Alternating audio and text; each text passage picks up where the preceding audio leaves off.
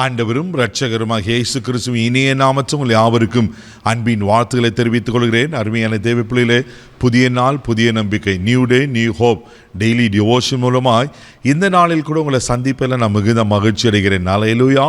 இன்றைக்கு கூட கர்த்தர் நமக்கு கொடுக்கிற வார்த்தை என்ன? 2 கொரிந்தியர் புஸ்தகம் 4ஆம் அதிகாரம் 8வது வசனத்தை கூட நான் வாசிக்க கேட்போம். நாங்கள் எப்பக்கத்திலும் நெருக்கப்பட்டும் ஒடுங்கி போகிறதில்லை, கலக்கம் அடைந்தும் மனம் முறிவடைவதில்லை. அல்லேலூயா. அப்போஸ்தலனாகிய பவுல் கொரிந்து சபையை பார்த்து சொல்றார், நாங்கள் எப்பக்கத்திலும் நெருக்கப்பட்டோம் ஒடுங்கி போவதில்லை, கலக்கம் அடைந்தும் மனம் முறிவடைவதில்லை. தெய்வ பிள்ளைகளே, ஒருவேளை இந்த வருஷம் ஆரம்பத்திலேயே பல விதமான நெருக்கங்களையும் உபத்திரவங்களையும் நீங்கள் பாடுகளையும் நீங்கள் கடந்து வந்திருக்கலாம். தெய்வ பிள்ளைகளை பயப்படாதீங்க. பக்கத்தில் முன்ன போனால் ஒரு இடி பிரதர், பின்னாடி வந்தால் ஒரு இடி, வலது பக்கமும் போகணும் இல்லை, இடது பக்கமும் இல்லை, எல்லா பக்கமும்.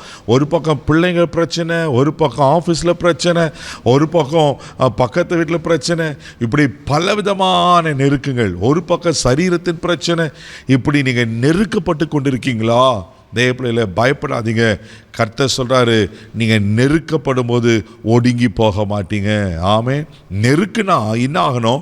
ஒடுங்கி போகணும். அப்படின்னா ஒடிஞ்சு போகணும். இனி என்னத்தை நான் வாழுறது, இனி என் வாழ்க்கை எப்படி அவ்வளோதான் அப்படின்னு சொல்லி சோர்ந்து போகணும். ஆனால் வசனம் சொல்லுகிறது, எப்பக்கத்தில் நெருக்கப்பட்ட ஒடுங்கி போகிறது இல்லை. தேவ பிள்ளைகளை நீங்கள் ஒடுங்கி போக மாட்டீங்க. இந்த நெருக்கத்தை பார்த்து நீங்கள் சோர்ந்து போகாதீங்க. ஈமன். இந்த நெருக்கங்கள்லாம் சீக்கிரத்தில் உங்களுக்கு விசாலமாய் மாற போகிறது. ஒருவேளை கடந்த ஆண்டுகளில், கடந்த மாதங்களில் பலவிதமான நெருக்கங்களை நீங்கள் பார்த்துருக்கலாம். உங்கள் புருஷனால் நெருக்கப்பட்டிருக்கலாம், மனைவியால் நெருக்கப்பட்டிருக்கலாம், ஒருவேளை மாமியாரினால், மருமகளால் நெருக்கப்பட்டிருக்கலாம், உங்கள் ஆஃபீஸில் வேலை செய்கிற மேனேஜர்னாலேயோ அதிகாரிகளால் நெருக்கப்பட்டிருக்கலாம். தேவ பிள்ளைகளே, இன்னைக்கு ஆண்டவர் சொல்கிறாரு, இவ்வளோ நெருக்கத்தை பார்த்துட்டல, ஆனாலும் நீங்கள் ஒடுங்கி போகலை, நான் உன்னை ஒடுங்கி போக விட மாட்டேன். ஆமேன். அது மாத்திரம் இல்லாமல் கலங்கம் அடைந்தும் மனம் முறிவடைவதில்லை. எவ்வளோ பெரிய கலக்கம், மனசை வேதனை அடைவதற்கு பயங்கரமான கலக்கங்கள், பயங்களை த்ரெட்டன் பண்ணி இருக்கலாம். எங்கள் வசனம் சொல்லுது, ஆமேன், மனம் முறிவடைவதில்லை. ஒருவேளை நீங்கள் மனம் முறிவடைஞ்சு சோர்ந்து போயிட்டு மனசே உடைஞ்சிச்சு பிரதர், நான் மனசே விட்டுட்டேன் அப்படின்னு சொல்லுவாங்களே, அப்படி நீங்கள் மனசே விட்டு இருந்தாலும் பரவாயில்ல, சோர்ந்து போகாதீங்க. கர்த்தர் இன்னைக்கு உங்களை தைரியப்படுத்துகிறாரு, நீங்கள் நெருக்கப்பட்டு ஓடிங்க போக மாட்டீங்க. அல்லேலூயா. சங்கீதத்தின் புஸ்தகம் 9ஆம் சங்கீதம் 9வது வசனம் கூட வாசிக்கும் போது இப்படியா சங்கீதக்காரன் சொல்லுகிறார், வாசிக்க கேட்போம். சிறுமைப்பட்டவனுக்கு கர்த்தர் அடைக்கலமானவர், நெருக்கப்படுகிற காலங்களில் அவரே தஞ்சமானவர். நெருக்கப்படுகிற காலங்களில் அவரே தஞ்சமானவர். நெருக்கப்படும் போது என்ன பண்ணுவோம்? அப்படியே எங்கன்னா போவோம், கலங்கி நிற்போம். தேவ பிள்ளைல, நெருக்கப்படுகிற காலங்களில் அவரே தஞ்சமானவர். ஆண்டவர் சமூகத்துக்கு வந்துடுங்க, தேவ பிரசனத்துக்கு ஓடோடி வந்துடுங்க, உங்கள் இருதயத்தை தேவ சமத்தில் ஊற்றுங்க. நெருக்கம் வரும்போது தான் ஆமேன் நாம் மனமுடைஞ்சு வஞ்சிருவோம்.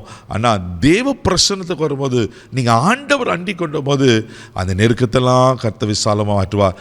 அவர் உங்களுக்கு தஞ்சமாக இருப்பார். அப்படின்னா ஆறுதலா, பாதுகாப்பா தேவ பிள்ளைல உங்களை பராமரிக்கிறவராக காணப்படுவார். பாருங்க, தாவீதின் வாழ்க்கையில் தாவீது சொல்வார், 1 சாமுவேல் 30:6 தாவீது மிகவும் நெருக்கப்பட்டன இருக்கும். அந்த வசனத்தை ஆரம்பம், ஆனால் கடைசியாக கர்த்தருக்குள் தன்னை திடப்படுத்தி கொண்டான். அல்லேலூயா.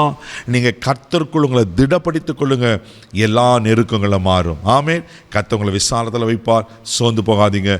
கண்களை மூடி நாம் ஜெபிக்கலாம். தகப்பனே, உமக்கு நன்றி சொல்லி துதிக்கிறோம், ஸ்தோத்திரப்பா. நெருக்கப்படுகிற காலங்களில் நீங்கள் தான் தஞ்சம்ப்பா. யார் எப்படிப்பட்ட சூழ்நிலை நெருக்கப்பட்டு கலங்கி கொண்டிருக்காங்க தெரியலப்பா. இன்னைக்கு அந்த இயேசுவின் நாமத்தில் நான் ஜெபம் பண்றேன்ப்பா, நெருக்கங்கள் விசாலமாய் மாறட்டும். அன்றே உங்களுக்குள்ள கர்த்தருக்குள்ள தாவீது திடப்படுத்திக் கொண்டது போல உங்களுக்குள்ள பலன் உதவிச்சு இந்த நாள் முழுதும் கரம் பிடித்து நடத்தும்.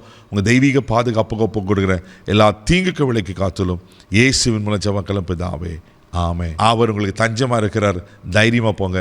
God bless you.